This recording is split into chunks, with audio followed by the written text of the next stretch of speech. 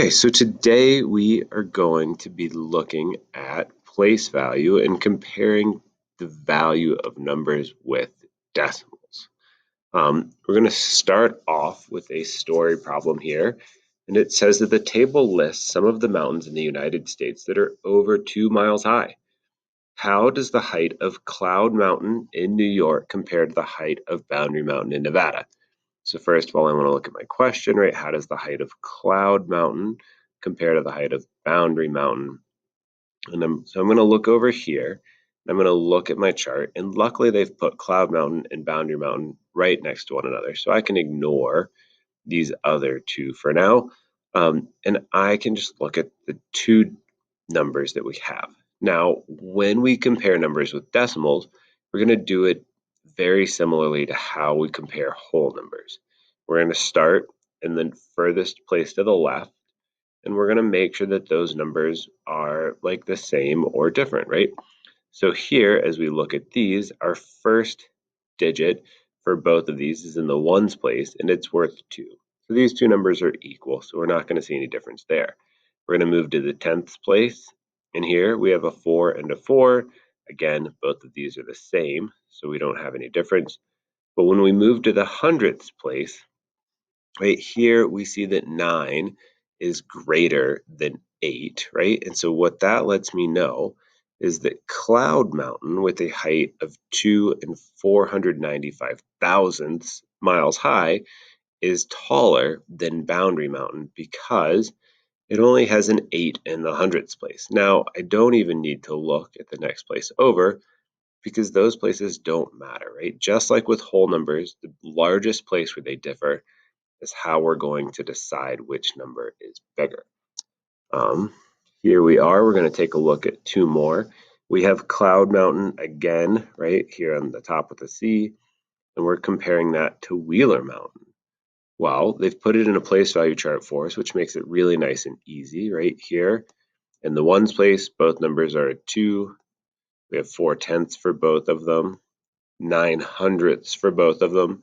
But when we get out here to the thousandths place, we see that 5 is greater than 3. And so Cloud Mountain is higher than Wheeler Mountain, right? Same idea as whole numbers. We start in the furthest place to the left, and we work our way across until we find a place where they differ. See if we can take a look at a couple more problems. Here we're talking about Mount Whitney in California. It's 2 and 745 thousandths miles high. Mount Rainier in Washington is 2 and 729 thousandths miles high, and Mount Harvard in Colorado is 2 and 731 thousandths miles high. Order these heights of these mountains from least to greatest. Which mountain has the least height? Which mountain has the greatest height, right? So this is no longer about like just comparing two numbers, but here they want us to order them from least to greatest. So the first thing I'm going to do, and they've kind of done it for me, right? If I click here, is they have lined them up. And a key here is that they have lined up the decimal. It's really, really, really important that we line up our decimal, because if we don't line up our decimal, then it's really difficult to compare those numbers. So let's take a look at it. All right, so again, we're going to start in the ones place, and all of these mountains are 2 miles high, right? We have a 2 for a whole number in the ones place.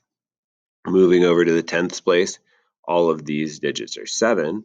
And so where they differ is here in the hundredths place, right? So, and they're all different, right? Luckily, none of them are the same, so this should be pretty easy. Now, again, it said from least to greatest, so we need to pick the one that is the shortest. That means that it's going to have the least number of tenths, and that one is going to be Mount Rainier, right? And Rainier is 2 and 729 thousandths miles high. So I'm going to cross that one off so I don't need to look at it anymore. Now I have a 3 in the 10th place, or I have a 4 in the 10th place, and 3 is less than 4. So that means that Mount Harvard at 2 and 731 thousandths miles high is the middle, and then Mount Whitney at 2 and 745 thousandths miles high is the tallest. So we had Rainier, Harvard, and Whitney. Now we had another part to this question: in which mountain has the least height? And so that was Mount Rainier. And which one had the greatest height? And so that was Mount Whitney. So again, the key here is that we lined up our decimal and we compared them place by place to find our differences. We can do that as well with the place value chart, right? And they've provided us with one here where that we see the ones, the tenths, the hundredths, and the thousandths. So let's take a look at this one. So what is the order of, here we have our three numbers, from greatest to least, right? So it's always important that we really note what do we need to put first. And in this case, we need to put the greatest number first. Now we're going to just go ahead and write each number in our place value chart. They've written the first one for us. Now we're going to write 1 and 456 thousandths, and finally 1 and 32 hundredths. So which of these three is the greatest? I don't know why there's this fourth place down here. We don't even need it, right? So if we look at these three numbers, we're going to start here in the ones place, and they all have a 1, so they don't differ there. Now we're going to move over to the tenths place. Here we have two numbers with a 3 and one number with a 4 in the tenths place. So that means that this number is the largest. So our biggest number is 1 and 456 thousandths. All right, so I'm going to cross that one off. I don't need to worry about it anymore. It's my greatest number. Now, moving over one place, I'm going to look at the hundredths place. And here we have an 8, and here we have a 2. So these two numbers differ in the hundredths place. And again, we're going greatest to least. So now I know that 8 is bigger than 2. So my next number is 1 and 383 thousandths. My final number is 1 and 32 hundredths. So again, we lined up our decimals. Well, we put these in a place value chart, but that in essence lines up our decimal, and then we go place by place by place until we find the place where they differ, and that's how we do it. All right, let's compare a couple of numbers and see how we do, right? So here we are.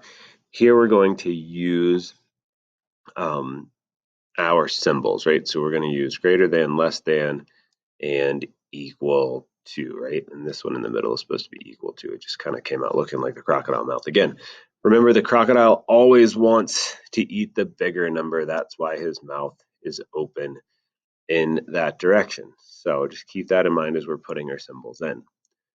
Let's look at our first one. Here we have 3 and 472 thousandths compared to 3 and 445 thousandths. They both have a 3 in the ones place. They both have a 4 in the tenths place. But here we see that we have a 7 hundredths compared to 4 hundredths. 7 is greater than 4. So 3 and 472 thousandths is greater than 3 and 445 thousandths. All right, here they flipped them, right? But it's the same set of numbers. Again, we see that the 7 here is greater than this 4, right? So because that number is on this side now, our crocodile mouth is open that way. All right, you try these 3 and then come and check back and see how you did. All right, now they've tried to trick us a little bit with these. If we take a look at our first one, 8 and 72 hundredths compared to 8 and 727 or 720 thousandths, right? The 8 is the same in the ones place. The 7 is the same in the tenths place. The 2 is the same in the hundredths place. But this number has a 0 in the thousandths place. Remember, though, we talked about it in the last lesson that we can add, right, as many zeros as we want, that's a 2, back here without adding any value, right? Like all this 0 means is that we have 0 thousandths. So these two numbers are actually equal, even though the one on the right has got more places.